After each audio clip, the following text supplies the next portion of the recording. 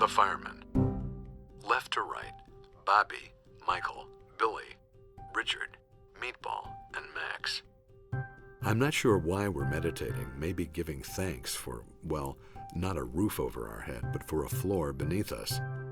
I sent Billy this photo and asked if he knew, and he said, whatever we were doing, we were incredibly stupid, since the only things holding up that super heavy slate roof were a few new 2x6s. After our fire, all the Zebra guys joined the local Fort Edward Volunteer Fire Department. Back then, the fire department was not known for swiftness, but remember, they were volunteers. They weren't sitting around at the station playing poker. They were at work or home at night, and when the alarm went off, they'd hop in their cars and pickups and go roaring off to find the fire. By the time they made it, it may be so far gone, all they could do was stand watching and drinking beer. In fact, this is all true. The second truck out of the station always carried the cases of beer. Fighting fires is a thirsty business. The locals who volunteered often did it to get away from their wives and the kids. It was probably the most exciting thing going on in their lives. They not only got to drink a lot of beer, and when people weren't around, they got to disperse it back onto the glowing embers. All the firefighting equipment was stored on the truck. If you weren't one of the first to get there, you may find the only boots left were too small, or the coats were too tight, or the hats too big.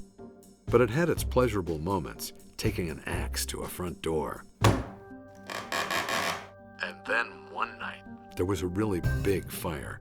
In Hudson Falls, about 10 minutes from where we lived, there was St. Paul's, a Catholic cathedral.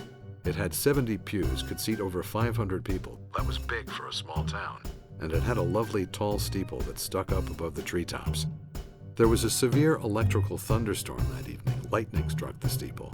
St. Paul's was ablaze when the fire department got there.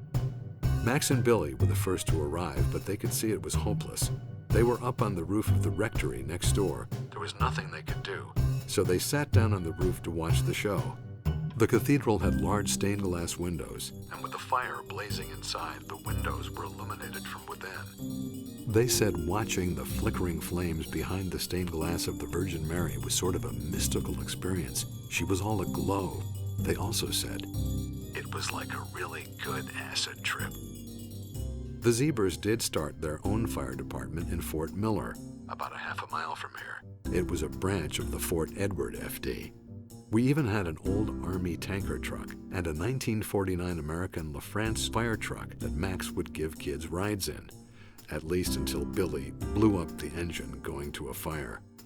Billy said, when I called it in on the radio, all these firemen showed up out of nowhere looking like they were at a funeral. I guess a lot of fond memories were attached to that fire truck.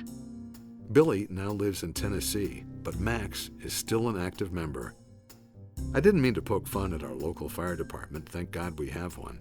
It's dangerous work, and they did put out a lot of fires, besides drinking a lot of beer, and then, of course, returning it to the dying, hissing embers.